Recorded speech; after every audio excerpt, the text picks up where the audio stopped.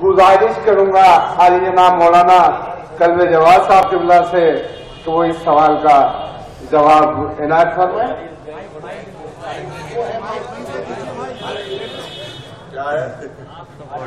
अज़ादारी है क्या?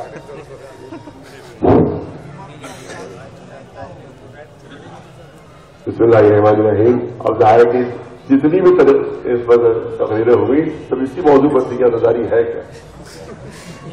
उसके बाद भी अगर ये सवाल हो तो बस वही होगा कि पूरी राम कथा सुनने के बाद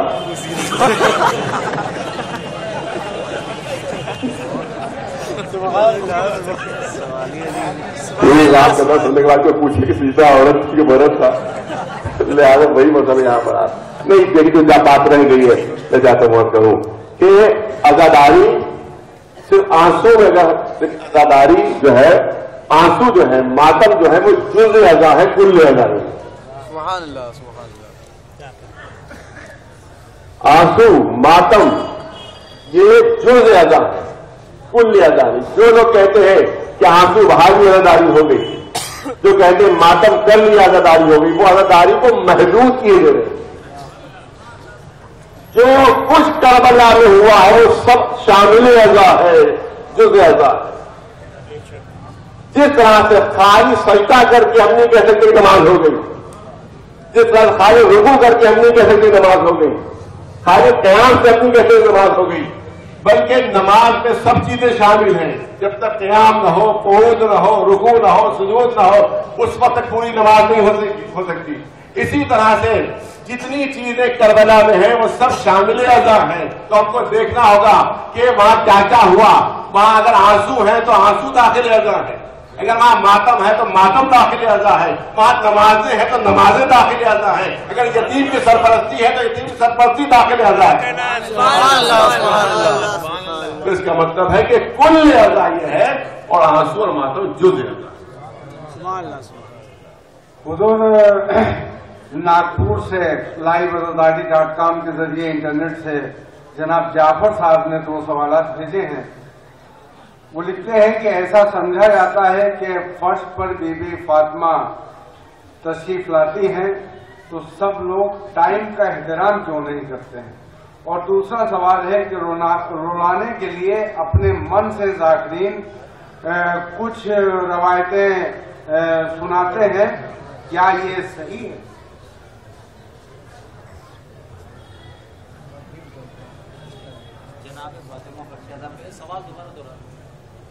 जाफर साहब ने नागपुर से सवाल भेजा है कि ऐसा समझा जाता है कि फर्श पर बीबी फातिमा तशरीफ लाती हैं तो सब लोग टाइम का एहतराम क्यों नहीं करते हैं।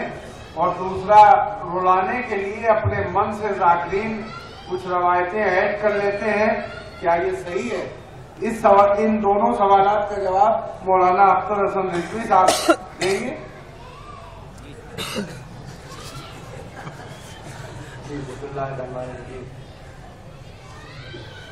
आपने क्या फरमाया कि रुलाने के लिए ज़ाकिरीन कुछ रवायात अपने मन से ऐड कर लेते हैं। हाँ देखिए, ऐसा होता है, ऐसा होता है और अब शायद होने लगा है ऐसा, लेकिन हिंदुस्तान में ऐसा रिवाज था नहीं कि मजमे को देखकर कोई जाकिर, कोई खतीब इतनी जुर्रत करे कि अपने मन से और अपने दिल से वो जुमले और वो बाकायदा वाक़या या रिवायत के तौर पे कोई ऐसी चीज पढ़े कि जो किताब में उसने न देखी।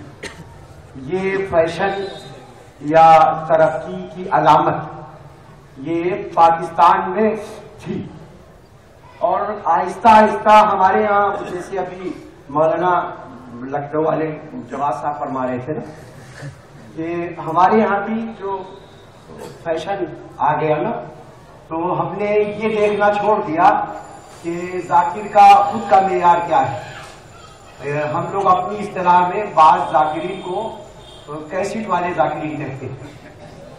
तो वो जाकिरीन जो सिर्फ खुद किताब नहीं देखते, खुद तैयारी नहीं करते, बल्कि उन्होंने कैसेट सुनी और सोचा पड़ी वाह वाह कराची में हुई थी या पंजाब में हुई थी तो बस इसी को हम भी पढ़े।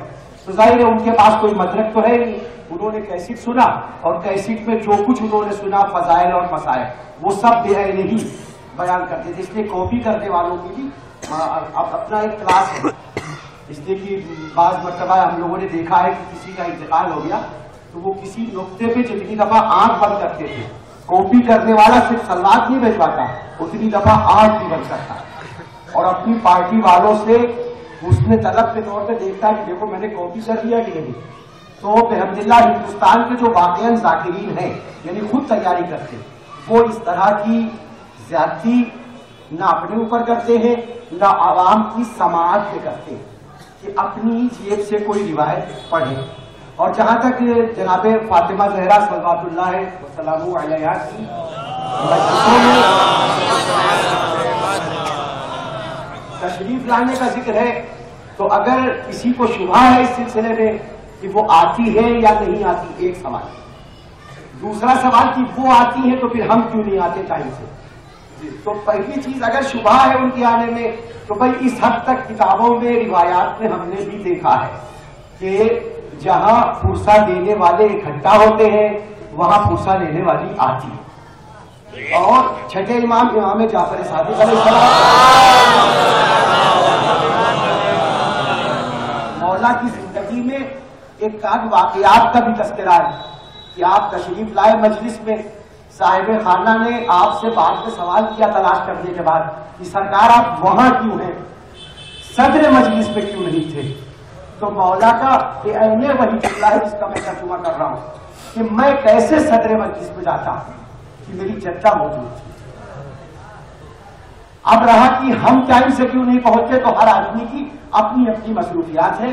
دیکھیں جو بھاری ہوتا ہے وہ آدمی لے لیتا ہے, جو ہلکا ہوتا ہے اسے آدمی چھوڑ. تو کہاں ہم اہم سمجھتے ہیں پہلے پہنچنا وہاں ہم پہنچتے ہیں, جہاں اہم نہیں سمجھتے وہاں تاخیر سے پہنچتے ہیں. سبحان اللہ سبحان اللہ. زنجیر کا ماتم کرنے کا صحیح طریقہ کیا ہے؟ اس سوال کا جواب میں چاہوں گا کہ عالی جناب مولانا قمر سلطان صاحب سے, کیونکہ ان کی پوری تقریر سلیقہ عزاداری پر. بسم اللہ الرحمن الرحیم. زنجیر کے ماتم کا طریقہ نہیں بلکہ پوری عزاداری میں کوئی طریقہ موجود نہیں ہے. کہیں بغل کے نیچے سے ماتم ہوتا ہے, کہیں کاندھے کے اوپر سے ماتم ہوتا ہے, اور کہیں یہی زنجیر سر پہ چلتی ہے, کہیں یہی زنجیر کمر پہ چلتی ہے. اصل مسئلہ یہ ہے کہ حکم یہ ہے کہ اپنے آپ کو تعب میں ڈالنا, الم اور رنج سہنا, یہ اصل مقصد عاشورہ ہے اور اصل مقصد عزا ہے, جس کی یہ ساری شکلیں ہیں اور جس شکل میں بھی وہ ماتم کر رہا ہے. ایک بات اور کہ کسی نظم کا نام ماتم نہیں تھا, اضطرابی کیفیت کا نام ماتم تھا, اور اضطرابی کیفیت میں کہیں کوئی طریقہ نہیں ہوتا ہے پابند. ہاتھ اگر ٹیڑے میڑے بھی پڑ جائیں تو ثواب میں کمی نہیں آنے والی ہے.